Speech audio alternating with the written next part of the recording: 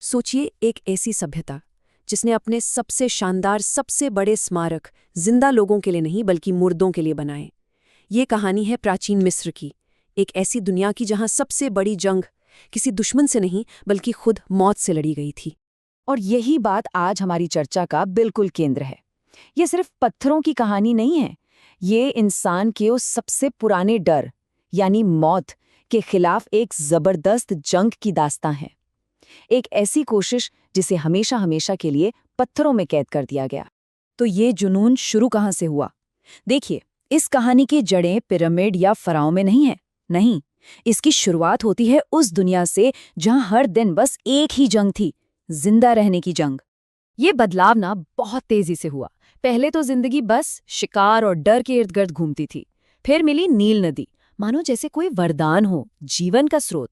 लोगों ने पहली बार एक जगह टिकना, खेती करना सीखा। लेकिन जहां इंसान बसता है वहां झगड़े भी तो होते हैं, जमीन के लिए, पानी के लिए। और इसी उथल-पुथल से एक व्यवस्था की जरूरत महसूस हुई। और जानते हैं इस जरूरत ने किसे जन्म दिया? एक ऐसे लीडर को जिसने खुद को सिर्फ राजा नहीं कहा बल्कि धरती पर चलता फिरता देवता घोषित कर दिया, फराओ। अब यहीं पर एक बहुत बड़ा सवाल और एक गहरा डर पैदा होता है। एक ऐसा विरोधाभास जिसने उस पूरी सभ्यता को एक तरह से जकड़ लिया। सोचिए, अगर शासक एक देवता है और वो देवता मर जाए तो क्या होगा?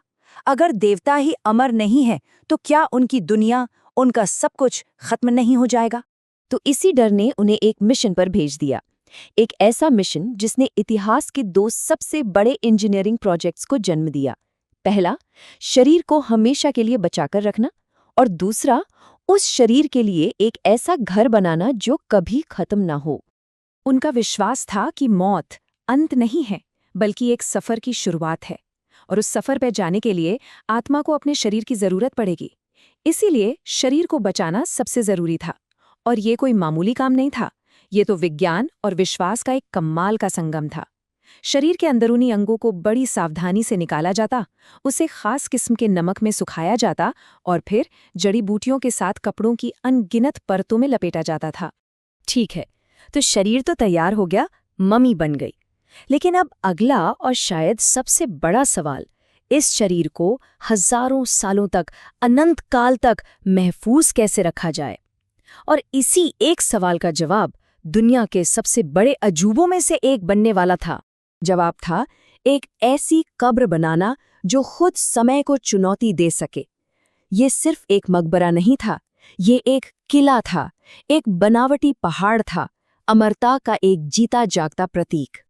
और इसका स्केल, इसका पैमाना सच में हैरान कर देने वाला है। सिर्फ एक पिरामिड, द ग्रेट पिरामिड को बनाने में 23 लाख, जी हाँ 23 लाख पत्थर के बड़े बड़े ब्लॉक्स लगे थे। जरा इस नंबर के बारे में सोचिए। इसे बनाने में कई दशक लग गए, हजारों लाखों मजदूरों की जिंदगी खप गई।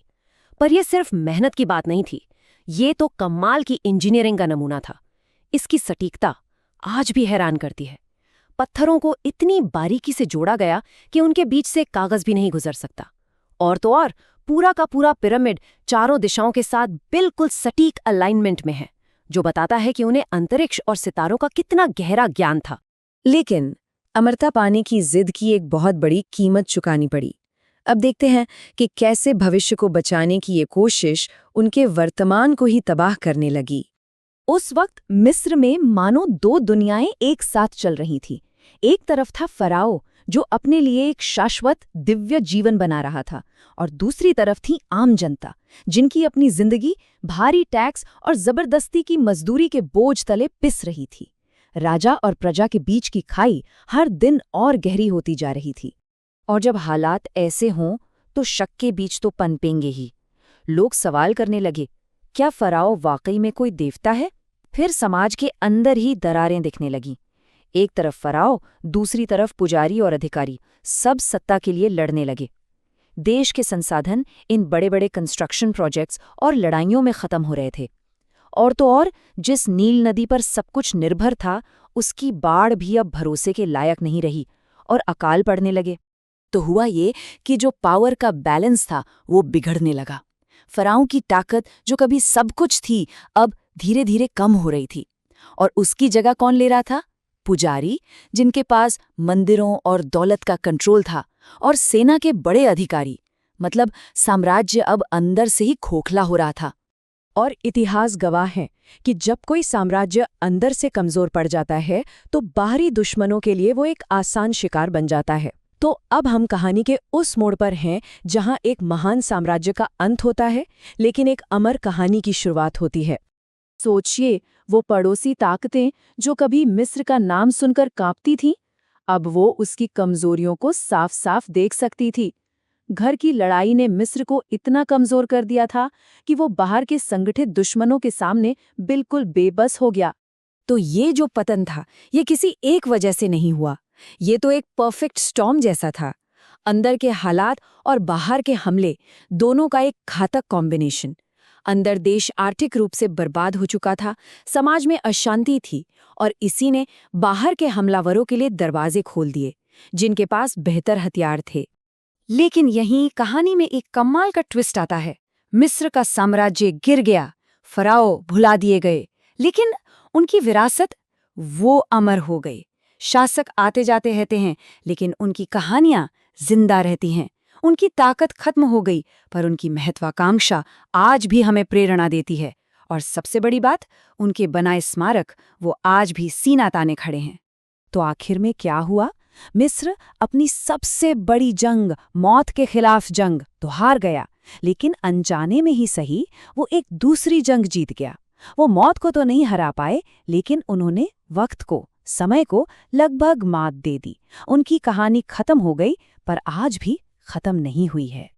और ये कहानी हमें आज एक बहुत बड़े सवाल के सामने लाकर खड़ा कर देती है।